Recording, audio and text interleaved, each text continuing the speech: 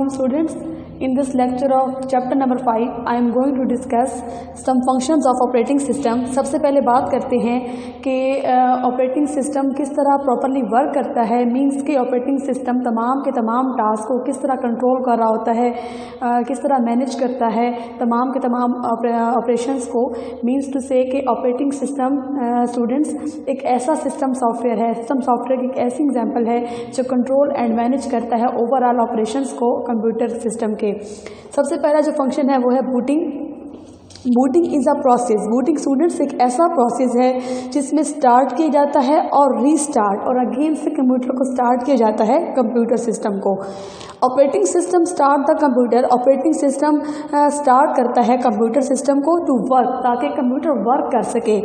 It checks the computer, ये computer को check करता है। मीन्स कि ऑपरेटिंग सिस्टम जब हम कंप्यूटर को ऑन करते हैं तो ऑपरेटिंग सिस्टम क्या करता है, कंप्यूटर सिस्टम को चेक करता है। मीन्स कि कंप्यूटर सिस्टम के तमाम पार्ट्स को चेक करता है कि क्या तमाम के तमाम पार्ट प्रॉपरली वर्क कर रहे हैं या नहीं कर रहे, and makes it ready to work, और कंप्यूटर को रेडी करता है काम करने के लिए। तो एक ऐसा फंक्शन जिसमें कंप्यूटर को स्टार्ट किया जाता है और रीस्टार्ट किया जाता है उसे हम बूटिंग का नाम देते हैं, और ऑपरेटिंग सिस्टम ही कंप्यूटर को स्टार्ट करता है और उसे रेडी करता है प्रॉपरली वर्किंग के लिए। And the second is memory management. देखिए स्टूडेंट्स, जो डाटा इंसर्ट किया जा रहा होता है, जो डाटा एंटर किया जा रहा होता है, जो इंस्ट्रक्शंस होती हैं, जो डाटा होता है वो सारा का सारा मेमोरी में स्टोर होता है। वो डाटा या वो इंस्ट्रक्शन जिसको अभी एग्जीक्यूट करना होता है, जिस पे प्रोसेस करना होता है, तो वो डाटा या वो इंस्ट्रक्शंस जो हैं मेमोरी में स्टोर होती हैं। तो multiple instructions eight a time memory में स्टोर होती हैं, तो उन इंस्ट्रक्शंस को जो है वो मैनेज और कंट्रोल भी ऑपरेटिंग सिस्टम का रहा होता है। Important function of operating system, ये सबसे अहम फंक्शन है ऑपरेटिंग सिस्टम का। Different programs and data execute in a memory at a time. Different programs और जो इंस्ट्रक्शंस हैं वो एट अ टाइम मेमोरी में एग्जीक्यूट हो रहे होते हैं। अब प्रोग्राम्स में mix with each other if there is no operating system. तो मैंने आपसे कहा कि different instructions, different programs at a time memory में एग्जीक्यूट हो रहे होते हैं। अगर ऑपरेटिंग सिस्टम नहीं होता इंस्टॉल कंप्यूटर में तो वो प्रोग्राम्स या वो डाटा या वो इंस्ट्रक्शंस आपस में मिक्स हो जाती हैं। ऑपरेटिंग सिस्टम क्या करता है कि उन इंस्ट्रक्शंस को या इन प्रोग्राम्स को मिक्स नहीं करता, उनको प्रॉपरली मैनेज करता है, मेमोरी की मैनेजमेंट करता है और प्रॉपरली इंस्ट्रक्शंस को एग्जीक्यूट करवाता है। The system will not properly work. अगर ऑपरेटिंग सिस्टम नहीं होगा स्टूडेंट्स तो सिस्टम प्रॉपरली वर्क नहीं कर सकता।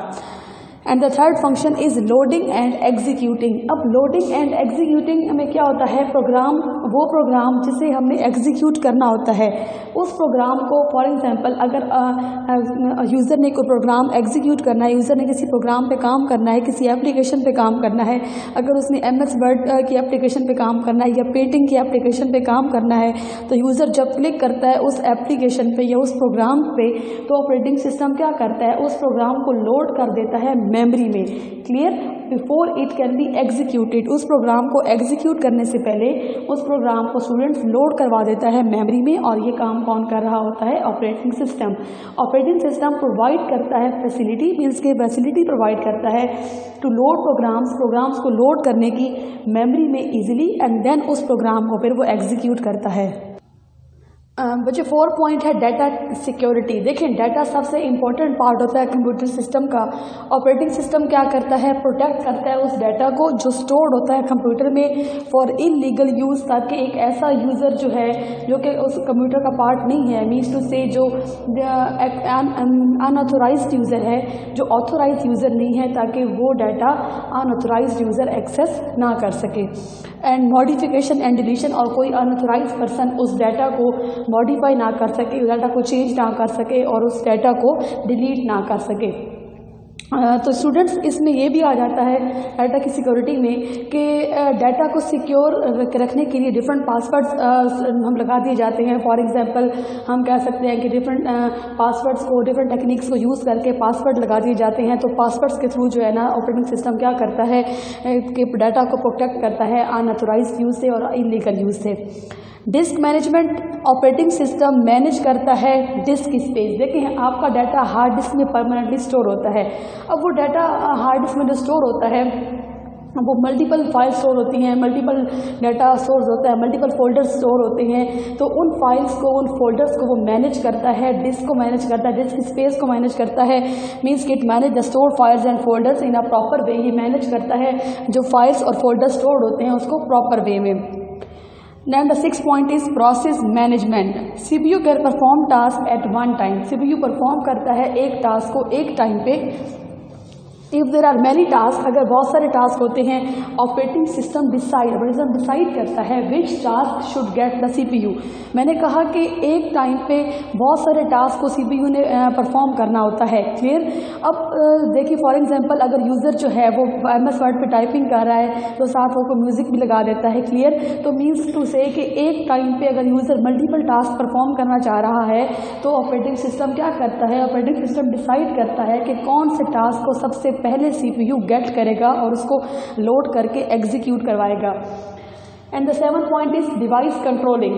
Operating system controlled all devices attach to computer.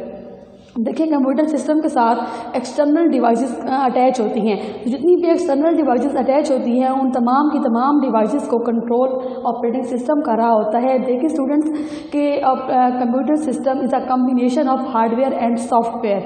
तो हार्डवेयर के बगैर सॉफ्टवेयर काम नहीं कर सकता और सॉफ्टवेयर के बगैर हार्डवेयर काम नहीं कर सकता।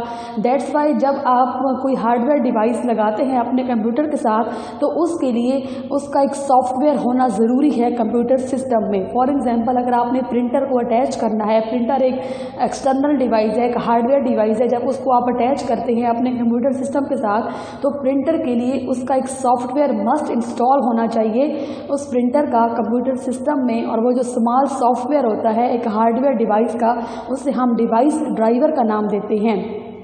स्टूडेंट्स अगर डिवाइस ड्राइवर इंस्टॉल नहीं होता तो ऑपरेटिंग सिस्टम क्या करता है, एक नोटिफिकेशन शो करवाता है कि पहले इस डिवाइस का डिवाइस ड्राइवर इंस्टॉल करें, देन ये डिवाइस प्रॉपरली वर्क करेगी। तो ऑपरेटिंग सिस्टम कंट्रोल करता है एक तो तमाम डिवाइसेस को, दूसरा hardware device are control. Hardware device को ये कैसे कंट्रोल करता है, with the help of small software, एक स्मॉल सॉफ्टवेयर की हेल्प के साथ जिसे हम डिवाइस ड्राइवर का नाम देते हैं।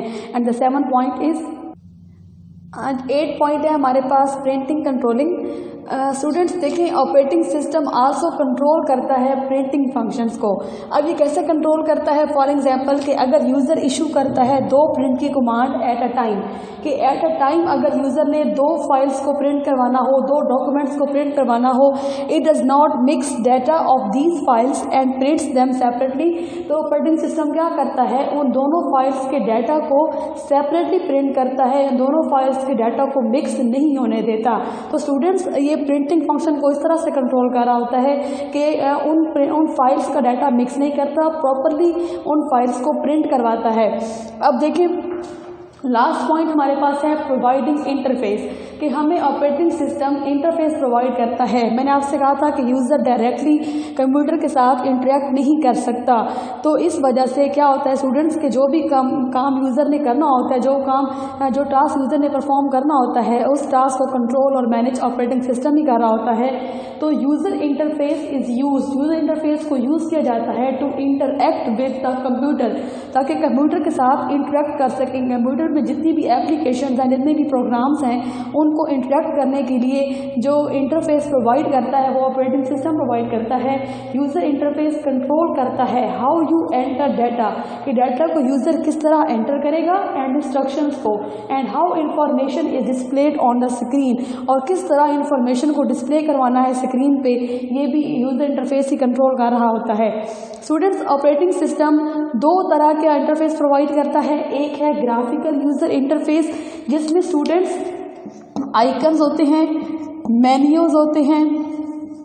अच्छा, एक ऐसा इंटरफेस जिसमें आइकन्स और मेन्यूज़ के थ्रू किसी भी ऑब्जेक्ट को, किसी भी फाइल्स को, किसी भी एप्लीकेशन को ओपन किया जाता है। मीन्स टू से कि एक ऐसा इंटरफेस होता है स्टूडेंट जिसमें विजुअली इन्वायरमेंट को जो है ना वो दिखाया जा रहा होता है। एक विजुअल इन्वायरमेंट होता है स्टूडेंट्स जिसमें यूज़र आसानी से इंटरेक्ट कर लेता है किसी भी एप्लीकेशन को, क्योंकि स्टूडेंट्स GUI में विंडोज़ ऑपरेटिंग सिस्टम यूज़ होता है और इसमें आइकन्स और मेन्यूज़ होते हैं। इसमें खुद कमांड टाइप नहीं करनी पड़ती, सिंपली अगर किसी एप्लीकेशन को, किसी प्रोग्राम को ओपन करना होता है तो यूज़र माउस के थ्रू उस आइकन पे क्लिक करता है और वो ईजिली वो कमांड जो है, ईजिली वो एप्लीकेशन है, जो वो प्रोग्राम है वो रन हो जाता है, वो एग्जीक्यूट हो जाता है, वो ओपन हो जाता है। तो स्टूडेंट्स, कमांड लाइन इंटरफेस में एक ऐसा इंटरफेस है जिसमें कोई भी विंडोज़ ऑपरेटिंग सिस्टम यूज़ नहीं होता। इसमें स्टूडेंट्स एक ब्लैक स्क्रीन होती है और इसमें आइकन्स या मेन्यूज़ नहीं होते। इसमें अगर कोई यूज़र ने कोई भी प्रोग्राम ओपन करना है, कोई भी टास्क परफॉर्म करना है, तो उसके लिए यूज़र जो है वो उसे कमांड टाइप करनी पड़ती है किसी भी टास्क को परफॉर्म करने के लिए। Thank you so much.